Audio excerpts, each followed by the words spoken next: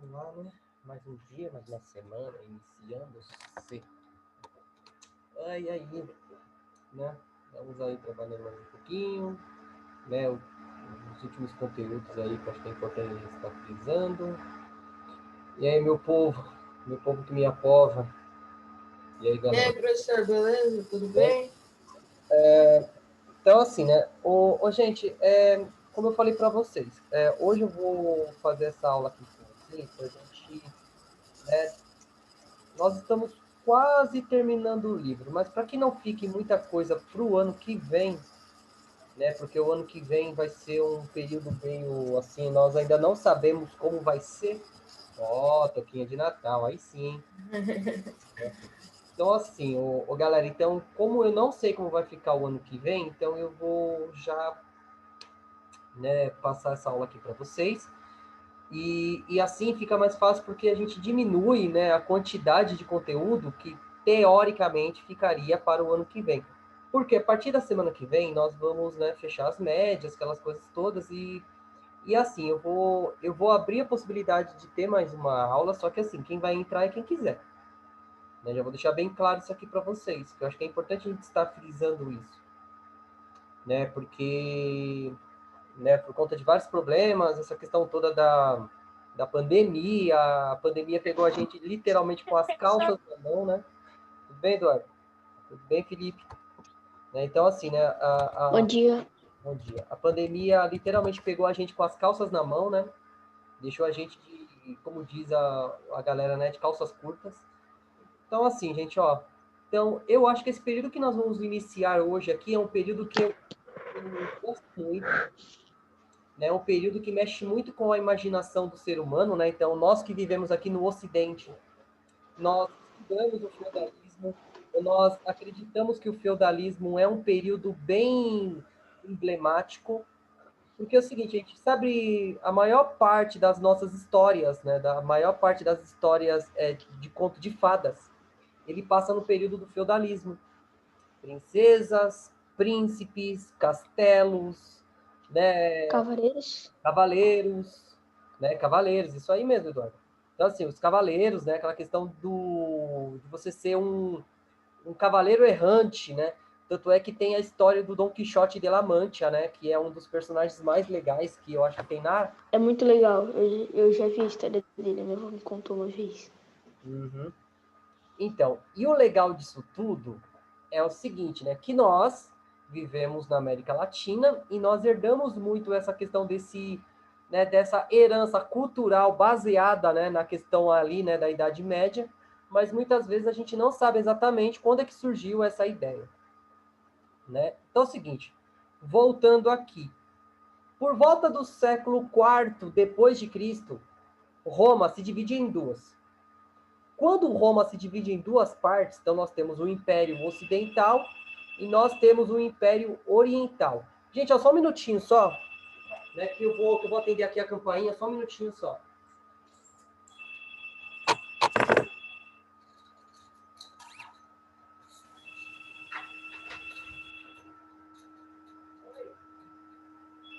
Adoro o bolinho de Natal. Cara, minha mãe, ela tem um monte de coisinhas de Natal aqui. Eu peguei uma dela, roubei uma. Você tem que ver, minha mãe, ela se esforçou muito, velho, nesse Natal. Meu condomínio tá todo decorado. Só tô vendo a conta de luz no final do mês. Só tô vendo a conta de luz no final do mês. Então não precisa ficar na aula? O quê? Ai. Desculpa aí, gente. Tô com a campainha, tive que abrir o portão lá. Então, assim, galerinha, então, assim, vamos voltar aqui. Então, a partir do século IV, né, depois de Cristo, o Império Romano ele vai dividir em dois: o Império do Ocidente e o Império do Oriente. O Império do Ocidente, né, fica ali a região da Alemanha, da Itália, da Bélgica, da Holanda, e nós temos na parte mais ocidental, né, da Europa, que é a Península Ibérica. A Península Ibérica ele vai ficar dominada pelos muçulmanos, coisa que a gente já falou antes, né? Que os muçulmanos vão surgir lá na Península arábica, e eles vão dominar todo o norte da Europa, ou melhor, todo o norte da África e a Península Ibérica. O que vai conter o avanço muçulmano para a Europa Central, nós temos dois fatores. O primeiro fator, o fator geográfico, que é os Montes Pirineus. Os Montes Pirineus é uma cadeia de montanha que fica entre a Espanha e a França. O segundo fator é o prefeito, que depois vai ganhar o nome de rei, né? O rei Carlos Martel, ou Carlos Magno. Né? Se não fosse o Carlos Magno, a Europa toda iria ser islâmica. Né? Toda a Europa seria islâmica. Então, o Carlos Martel ele vai ter uma contribuição para os cristãos, sempre levando em consideração assim, na história não tem nem vilões e nem heróis, existem personagens. Né? Existe história, ciência, existe história, né, que nós falamos que é história de ficção. Na história, ciência, nós não temos heróis, nós temos, né, personagens. E o Carlos Martel, ou Carlos Magno, ele vai iniciar, né, ele vai dar início à dinastia carolíngia. Então, assim, né, então ele vai dar início à dinastia carolíngia. Então, só que, né, o Carlos Magno, ele morre. Quando o Carlos Magno morre, os seus 3 filhos vão entrar em conflito entre si para ver quem iria ficar com o território, quem iria ser o rei, né, ali do Império Carolíngio.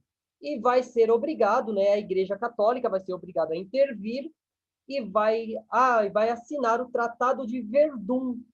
Então, esse Tratado de Verdun, ele vai dividir a região ali que unia França e Alemanha em 3 partes. Uma parte para cada filho. Só que, né, o Carlos Magno, ele não teve filhos tão fortes e tão hábeis como ele. Então, nesse sentido aí, nós teremos invasões ainda dos muçulmanos. Os muçulmanos vão invadir parte ali da Europa. Nós teremos invasões dos povos que vinham do leste, né? No caso, vândalos, visigotos, entre outros. Por que vândalo, né? Por que nós damos esse nome aos vândalos? Porque eles chegavam nas cidades e quebravam tudo. Tanto é que a palavra vândalo ganhou uma conotação do quê? De pessoas violentas. Tudo bem? Aonde que vem essa origem de vândalo? Vem lá do período onde os povos do Oriente vinham para a Europa, invadiam a Europa Central. Né? Então, eles ganham o nome, né, dessa questão aí, né, de povo vândalo. Tudo bem, gente, até aí? Então, nesse sentido aí, como as cidades vão ficar extremamente violentas, a população não tinha outro caminho. A população vai abandonar a cidade e vai para os campos. Isso é que nós vamos dar início ao que nós chamamos de feudalismo.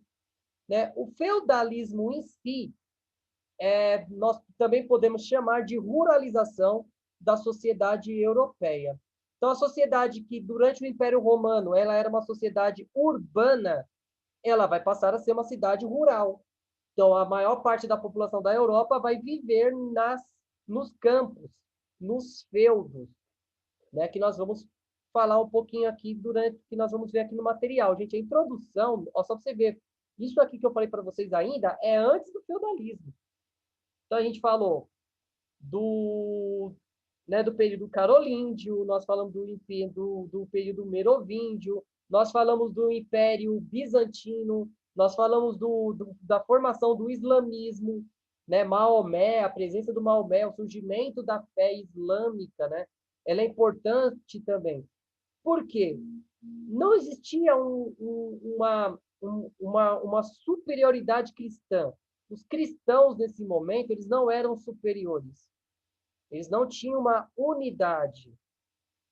Como eles não tinham uma unidade, vai fazer com que os reis, né, no caso, aqueles que colocavam a coroa sobre sua cabeça, não fossem as figuras mais poderosas do período.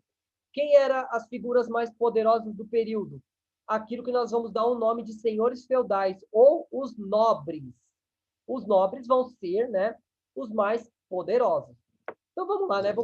Vou compartilhar aqui com vocês, né, o material de vocês, para a gente poder falar, saber de onde que eu estou falando aqui. É sempre bom, sempre a gente ressaltar isso aí. Meu computador está meio lentinho, mas logo, logo ele melhora. Então, assim, Galera, então é o seguinte, a primeira coisa que vem na nossa cabeça aqui, né, sobre, né, a questão da Idade Média, ou que nós chamamos aqui, né, de Idade Média, feudalismo ou Idade das Trevas.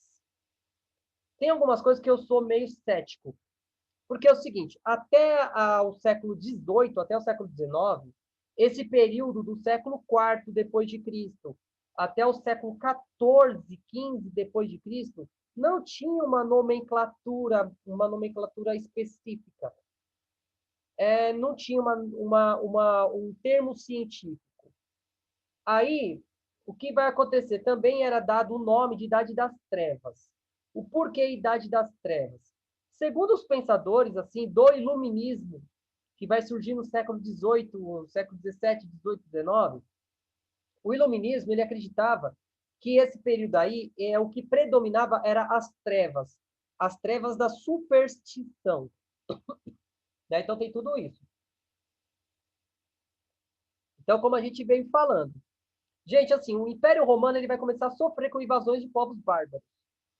Né? No caso, os visigotos, os saxões, os vândalos, os ostrogodos, entre outros. Só que vai ter um povinho aí que eles vão achar legal, que vão conseguir ter uma aliança, que foram os francos. Então, os francos, né, vão conseguir, né, uma aliança com o Império Romano e vai, né, organizar um Império, né, franco, no caso, a dinastia Merovíngia e a dinastia Carolíngia. Só que, né, o que vai acontecer? Nesse balaio de gato aí, foi aquilo que eu expliquei para vocês. A Europa vai ser invadida por islâmicos, por mais povos germânicos, e no norte terá uma tribo chamada de vikings. Vocês sabem o que é vikings, né? Sim. A questão, né, da região ali da Finlândia, da Noruega, da Dinamarca. Né? Dos povos. Né? Então, os vikings também vão vir para a Europa Central. Isso vai fazer com que o medo ele predomine na Idade Média. Né? Então, nesse sentido aí, eles vão atacar cidades, vão atacar as vilas, e o povo vai fugir para o campo, surgindo o que nós chamamos de feudalismo. Né? Então, a sociedade vai ficar centrada no campo. Então, é o seguinte, né? Então, as cidades vão ficar esvaziadas, o pagamento de imposto vai ficar cada vez menor, né? Levando em consideração se as pessoas não estão na cidade, não há consumo de produtos na cidade, então os reis que viviam na cidade terão os seus recursos diminuídos de uma forma gritante, e além do seu poder. Né? O poder político do rei era muito questionado. Né? Nós falamos que esse período aí, o rei existia, mas não mandava em nada. Quem mandava era o senhor feudal. Então, nesse sentido aqui, então, nós temos a construção dos castelos, entre outros elementos, porque no meio de cada feudo tinha um castelo. Esse castelo era uma fortaleza para quando houvesse invasões de povos hostis, essas pessoas poderiam, né, ir para os castelos.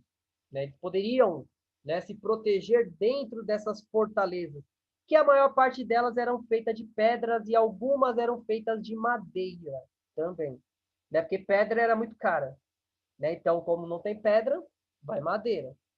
Né? Então, nesse sentido aí, né, então a gente vai vendo que o Império Romano ele vai, né, iniciar né, um período de declínio, um período né, de queda. Isso vai fazer com que essa violência vai levar à ruralização da sociedade, fato que a gente já, né, que a gente já colocou. Então, assim, como é que vai acontecer essa organização? Vamos dizer o seguinte, eu sou o senhor feudal, eu tenho uma fazenda muito grande, só que eu sozinho eu não consigo trabalhar nessa fazenda de uma forma sozinho. O que é que eu vou fazer? Eu vou fazer um acordo com vocês. Eu vou fazer um acordo com os pais das famílias. No caso, assim, gente, nós temos que levar em consideração que a mulher aí também ela vai continuar não tendo participação na política. Então, eu vou fazer um acordo com o Augusto, com o André, com o Felipe, com o Eduardo. Então, eu vou fazer aquela questão da hospitalidade. Então, vocês vão vir trabalhar no meu feudo, na minha propriedade. Eu vou dividir a minha propriedade em vários lotes. Então, o Augusto vai trabalhar na terra dele. O André vai trabalhar na terra dele também. Então, só que para ficar na minha terra, vocês vão ter que me dar parte da sua produção. Vocês vão me dar produção que vocês tiveram, que são os impostos. Né? Então, o feudalismo ele é marcado com isso também. Então, os servos,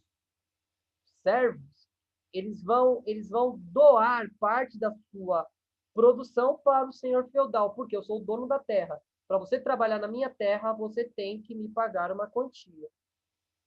Né? Então, no caso, nós temos essa questão aqui da hospitalidade. Então, eles vão trazer essas pessoas para dentro, né, da terra, e os grandes aristocratas romanos vão se tornar esses que nós chamamos de senhores feudais. Bem, então, e a igreja? A Igreja Católica Apostólica Romana será a única instituição ainda forte do período do feudalismo. Tudo gira ao redor da igreja. Tudo. Né? Tudo. A questão dos costumes, das ciências, da fé, tudo tem relação com a Igreja Católica Apostólica Romana. Então, nesse sentido, aí nós vamos chegar aqui o que nós chamamos de herança romana germânica. Né? Aqui nós temos um caso aqui, né, de que aqui está acontecendo um acordo de vassalagem. O que é um acordo de vassalagem?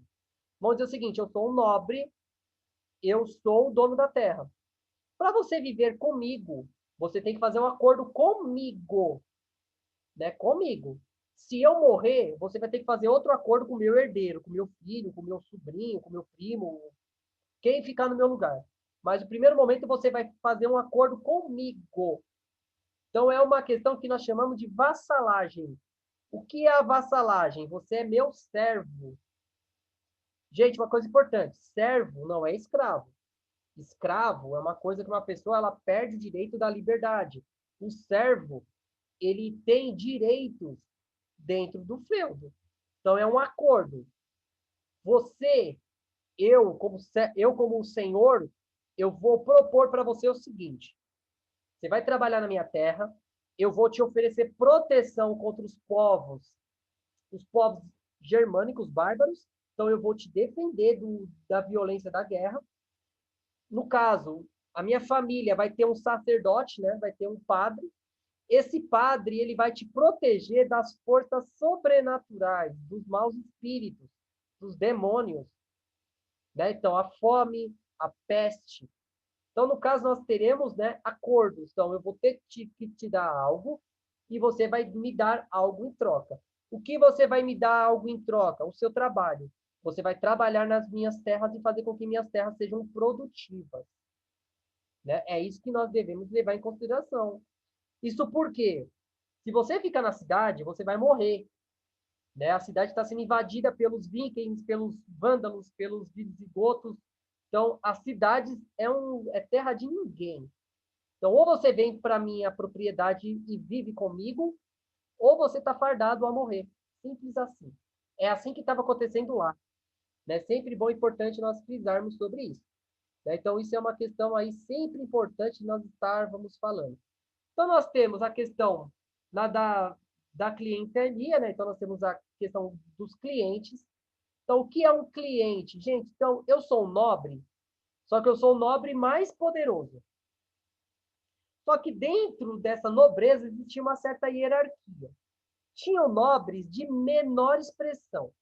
Então, quanto mais nobres de baixo poder eu tinha, mais poderoso eu era, que é a questão da clientela aqui, que é o que era feito lá em Roma. Em Roma, um patrício, ele era mais poderoso quanto mais clientes ele tinha.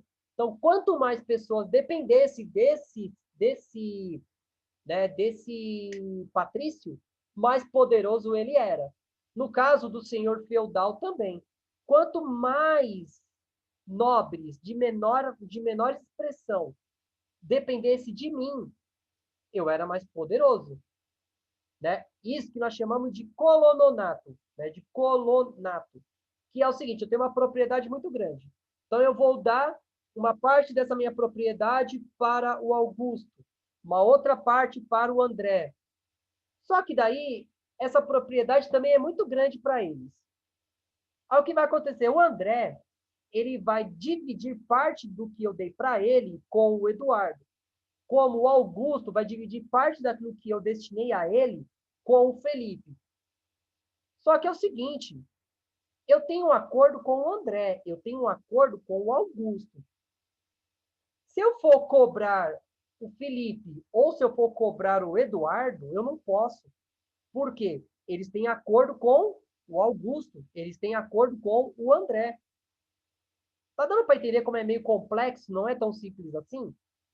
Eu entendi, professor. Que nem numa questão de guerra. Eu tenho uma guerra com outro senhor feudal muito, muito forte, muito poderoso. Eu vou pedir ajuda para o Augusto. Eu vou pedir ajuda para o André. Isso não quer dizer que o Felipe e o Eduardo vai lutar comigo. Por quê? Quem tem que pedir para eles lutarem comigo é o Augusto e é o André. Porque eles têm acordo com eles. Tem tudo isso aí no meio termo aí. Né? Então, nós temos tudo isso. Né? E isso vai fazer com que essa sociedade seja organizada dessa forma. Né? Entre trocas de vassalagem. Né? Então, o poderoso vai usar o acordo com o outro. Ah, mas como é que era feito esse acordo, né, gente? Uma coisa bem legal que nós temos que levar em consideração. Ó, não achem estranho, nós temos que pensar da seguinte forma. Hoje nós temos uma visão diferente daquele período. Mas vou dizer o seguinte, eu vou firmar esse acordo anualmente com o Augusto, eu vou formar esse acordo todo ano com o André. Como é que nós vamos fazer isso? Né? Nós vamos assinar um papel? Pode ser, cada senhor feudal tinha a sua forma de ver. Podia ser um abraço, podia ser um aperto de mão, podia ser um acordo de sangue. Como assim acordo de sangue? Nós cortamos a nossa palma da nossa mão e apertamos a nossa mão. Então, meu sangue é seu sangue. E assim sucessivamente. Uma outra coisa também importante, pode parecer estranho para nós também, mas eles poderiam selar esse acordo com um beijo. Né? Dois nobres se beijavam. É sério. Tô brincando não, é sério. Gente, isso aí é coisa que, assim, cada período tem uma visão de mundo. Acontecia. Não vou falar para você que isso não acontecia. Isso era uma herança dos romanos. Os romanos tinham essa prática também. Por quê? Vai aparecer numa provinha de vocês dizendo o seguinte, como é que era firmado o acordo entre senhor feudal e seus servos? Poderia ser feito dessa forma também. Podia ser feito com um beijo, com um abraço, acordo de sangue. Gente, é assim. Infelizmente, as coisas aconteciam dessa forma. E nós vamos falar aqui, né, da sociedade feudal. A sociedade feudal, ela era dividida em três grandes estamentos. Gente, eu já falei o que é uma sociedade estamental. Sociedade estamental é uma sociedade que não prega a mudança. É onde está, fica. No caso, são três grupos. Então, nós falamos que a sociedade feudal é uma sociedade que reza, que luta e que trabalha, que planta. Então, a sociedade feudal tem todas essas características. Né? Então, os que rezam é o clero. Clero são os membros da igreja. Mas eu não estou falando de padrinho, não. Estou falando de bispo, cardeal. Né? Então, dentro do clero, tinha duas divisões. No caso, o alto clero, que era a hierarquia mais alta da igreja.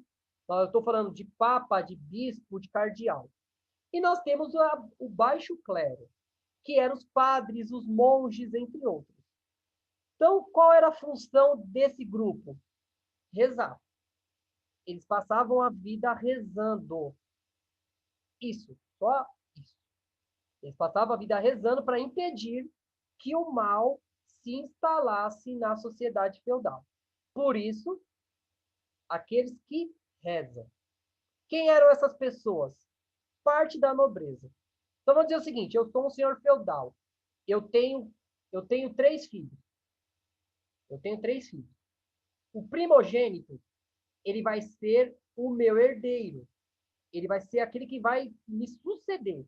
Ele será o novo senhor feudal quando eu morrer. E os outros dois? O segundo, para não mostrar o dedo errado, o segundo, ele vai fazer parte da igreja. Ele vai ser um padre, ele vai ser um bispo. Tudo bem, gente? Desculpa, a minha coordenação motora não é muito boa. Então é o seguinte, o segundo, eles vão fazer parte da igreja.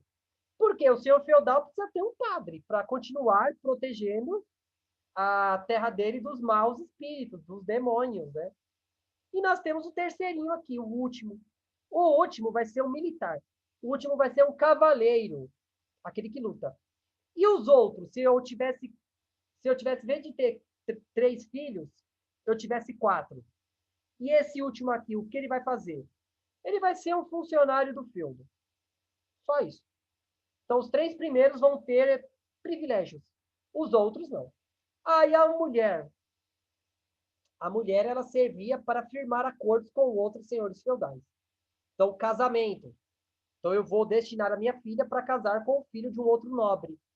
Levando em consideração o seguinte, casamento não era por amor, era por interesses. Então, se eu casar a minha filha com um filho de um senhor feudal poderoso e rico, isso quer dizer que eu vou ter vantagem, porque aquela família vai se fortalecer cada vez mais. Isso sempre é bom levando em consideração. Amor. Eu amo aquela mulher, eu vou casar com ela sem interesse nenhum. O único interesse que eu tenho é ficar com ela. Isso é coisa moderna. Né? Isso é coisa moderna e coisa de plebeu. Nobre não casava por amor, casava por interesse. Sempre bom a gente levar em consideração isso. Bem, então nós temos essa questão aqui do clero. Aí nós temos a nobreza. Então, a nobreza foi aquilo que eu falei para vocês. O que é um leigo? Um leigo é aquela pessoa que não tem conhecimento das escrituras da igreja, mas ele é católico. Mas ele não tem os estudos suficientes para ser um sacerdote. Então, no caso, a nobreza era composta por membros leigos, né, da família. No caso, né, esses nobres serão os cavaleiros. Né? No caso, serão aqueles que lutarão para manter a ordem. A ordem naquele contexto. Gente, sabe aquelas batalhas de cavaleiro né, de lança? Os cavaleiros montavam no cavalo, ia um de cada lado, e puf, com a lança.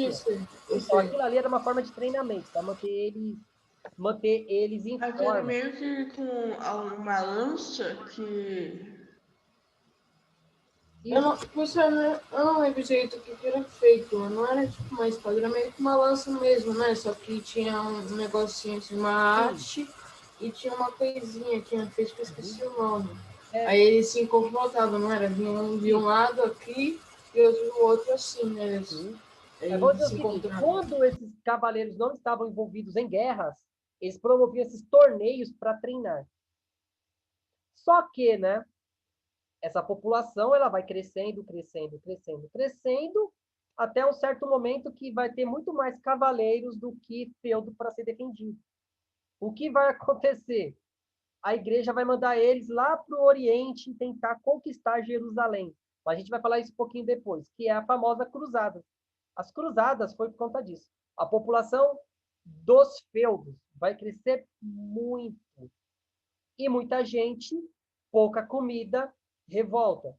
Então, para que não ocorresse guerras, o que a igreja vai falar? Gente, eu preciso que vocês vão lá em Jerusalém e vocês capturem essa cidade para a igreja, porque essa cidade é sagrada.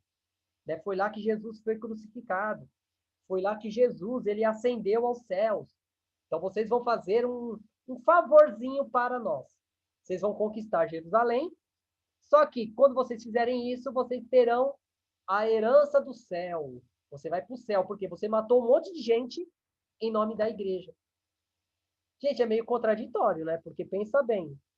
É meio hipócrita, não é, professor? Né? Tem um mandamento da igreja que diz o seguinte, não matarás. Então a igreja vai falar o seguinte, se você matar cristão, você vai para o inferno. Mas se você matar um muçulmano, se você matar um judeu, tá tudo em casa. Hipócrita, né, professor? Oi? Meu Deus do céu. Foi mais ou menos assim que aconteceu, gente. Infelizmente, foi mais ou menos Estão vivos, é para chorar, não é para rir, não. Então, ó, gente, ó, pra vocês terem uma noção. Em 2004, quando o George W. Bush ele falou que iria implementar uma nova cruzada, os muçulmanos arrepiaram os pelos do nariz. Por quê? Porque eles remeteram essa parte da história. Gente, ó, os cristãos chegaram ali no Oriente Médio, invadindo, saqueando, ateando fogo nas cidades. Então, para os muçulmanos, esse período das cruzadas foi algo a ser esquecido.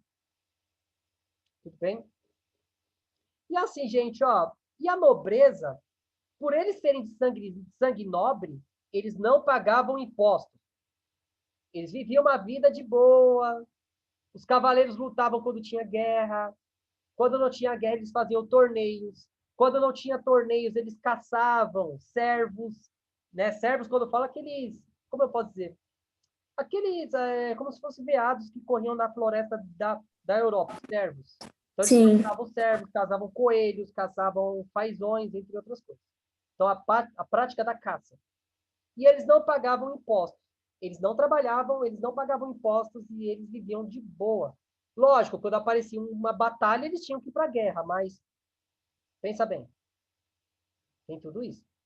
E nós temos os camponeses. Então, os camponeses aqui eram aqueles que trabalhavam.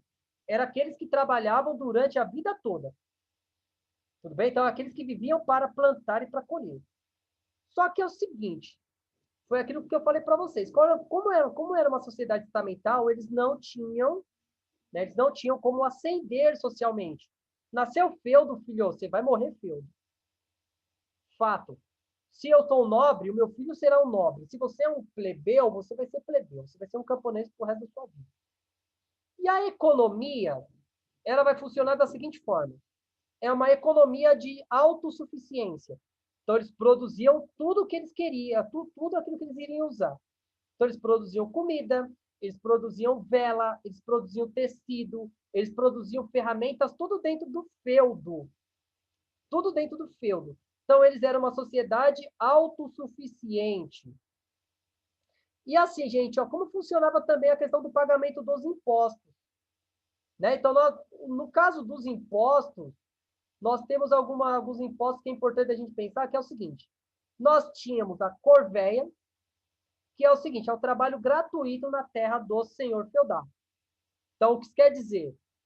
A semana tem 7 dias. Um desses dias era tirado para agradecer ao Senhor, né? O dia do Senhor, o domingo. Os outros 6 dias, né? Os outros 6 dias, no caso aí, o servo, ele tinha que trabalhar 3 dias na terra do Senhor. Ele tinha que trabalhar 3 dias. O que nós chamamos de corvéia. Então, ele trabalharia 3 dias na terra do Senhor e 3 dias no seu próprio território. Aí nós temos a talha, que era a entrega da parte da produção do servo. Então, o servo, além de pagar, além de trabalhar 3 dias na terra do Senhor, ele vai ter que dar parte da sua produção para o Senhor também. Nós temos também a banalidade. A banalidade é algo assim, algo que nós temos que entender é o seguinte: tudo que existia dentro do feudo, tudo era do senhor feudal. Então eu vou fazer um pãozinho. Eu vou assar o meu pão no forno. O forno era meu? Não, o forno era do senhor. Então eu tinha que dar parte dos meus pães para o senhor. Eu vou transformar o meu trigo em farinha. Eu vou usar o moinho. Eu vou ter um moinho meu? Não, esse moinho é do senhor. Então, para que eu transforme o trigo em farinha, eu vou ter que pegar parte do meu trigo e dar para o senhor. Então, tudo aquilo que eu ia usar, que era propriedade do senhor, eu vou ter que pagar. Né? Então, isso vai fazer com que a fome era algo extremamente comum na Idade Média, no feudalismo. Tanto é que o padrão estético, a beleza do feudalismo, eram pessoas mais rechonchudinhas, mais gordinhas. Porque se elas eram gordinhas, quer dizer que elas comiam bem. Se elas comiam bem, porque elas eram ricas. Tá dando para entender isso? Então tem toda essa conotação aí. E nós temos também o imposto da mão morta. Então, o que é a mão morta, gente? Ó, por que parece? Eu morri. O meu filho vai ficar no meu lugar. Para refazer o acordo entre a minha família e a família dos servos, os servos vão ter que pagar um imposto para o meu filho. Isso é chamado do quê? De mão morta. Né? Então, a substituição do Senhor. Tudo bem, galerinha? Tudo bem? Tudo. Sim, professor. Alguma dúvida por enquanto? Não. Não? Então é o seguinte, gente, então era isso aí com a gente, aí a gente vai ver o que a gente vai fazer a partir da próxima semana. Acho que a próxima semana já não tem mais aula. Mas assim, qualquer coisa eu vou entrando em contato com vocês, né, durante a semana. Beleza? Certo. Então, gente, qualquer dúvida aí é só me chamar pelo WhatsApp, me chamar pelo Facebook, que não tem problema não. Beleza? Certo. Já abraço, Então, valeu, E professor. assim, se eu não vê-los mais, boas festas para vocês e até o ano que vem, beleza? Ô, professor, até ano que Até mais, vem. gente. Boas festas. Boa festa pra nós. Boa sorte, professor. Te vejo ano que vem. Tchau.